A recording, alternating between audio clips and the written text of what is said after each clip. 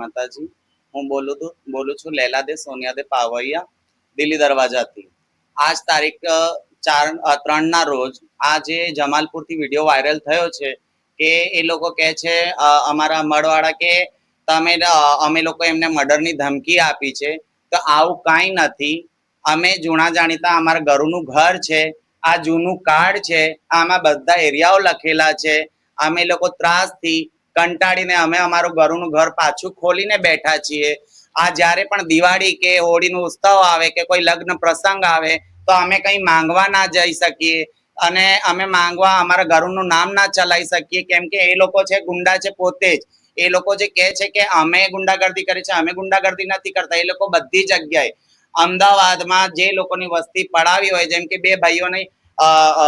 બે ભાઈઓ હોય છે, પ્રોપર્ટીમાં એ લોકોના હિસ્સા હોય છે, એવી રીતે અમારામાંય હોય છે. તો અમારી વસ્તીનો હિસાબ હોય છે. તો અમારી વસ્તી પડાવવા માટે આ લોકોએ ઘણા વર્ષોથી કોશિશ કરી રહ્યા છે અને જે નાનકડો ટુકડો પણ રહી ગયો છે એ પણ અમારાથી છીનવીને અમદાવાદથી વેચવાની કોશિશ કરી રહ્યા છે. બહાર પહેલા પણ આ લોકોએ 25 થી 1 કરોડ સુધીની મારી બોલી લગાડી છે.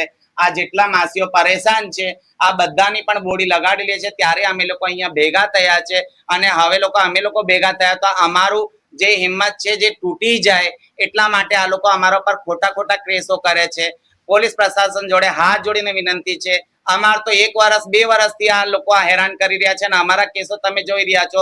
પણ આ લોકો તો વર્ષોથી ગુનેગાર છે. અમદાવાદના છેક પેટલાદની માસીઓને જઈને હેરાન કર્યો, પેટલાદની માસીઓને જઈને મર્ડર કરવાની ધમકી આપી.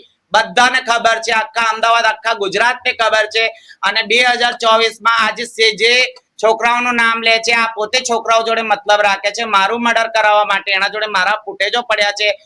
24 ઓગસ્ટની રાત્રે આ લોકોએ મને છોકરાઓ મોકલેલા મારા મર્ડર માટે, પણ એ છોકરાઓ મારું મર્ડર કરી ના હટ્યા.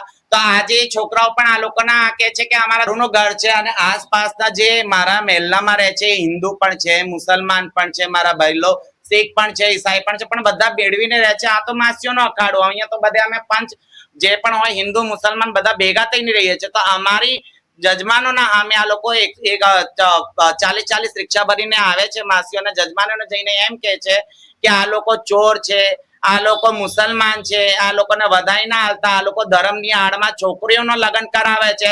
પણ ધર્મની આડમાં આવી નાની ઉંમરની માસીઓને કોઈ દાડે સ્કૂલ નથી લઈ જયા કે કોઈ દાડે આમના જોડે એમ નથી કહેતા કે તમે ભણવા જાઓ કે અમે તમારું જીવન સુધારીએ. છોકરીઓના લગ્ન કરાવીને શું મતલબ છે?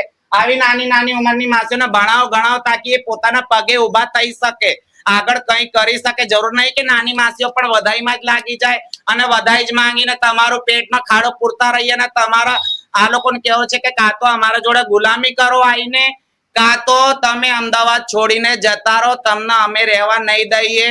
તમે જે ગરુના ચેલાઓ છો, જે ગરુના શિષ્યો છો, તમે અમને મારી નાખીશું. કાં તો અમદાવાદ છોડીને જતા રહો. અમારા સરકાર જોડે પ્રશાસન, પોલીસ પ્રશાસન જોડે હાથ જોડીને વિનંતી છે કે કેવું છે મારે પોલીસ શ્રી કમિશનર સાહેબ જોડે અને મારા હર્ષ સંઘવી સાહેબ જોડે અને મારા સીએમ સાહેબ જોડે મેં ત્યાં પણ 2024 થી કેટલીક અરજી મોકલી છે. એનો કંઈ નિકાલ નથી આવ્યો. સાહેબ અમને ન્યાય અપાવો. કાં તો અમે કહો તો અમે અમદાવાદ છોડીને બહાર જઈને આ લોકો અમને વેચી મારશે, કાં તો અમને અમારા અમદાવાદમાં આવા ન્યાય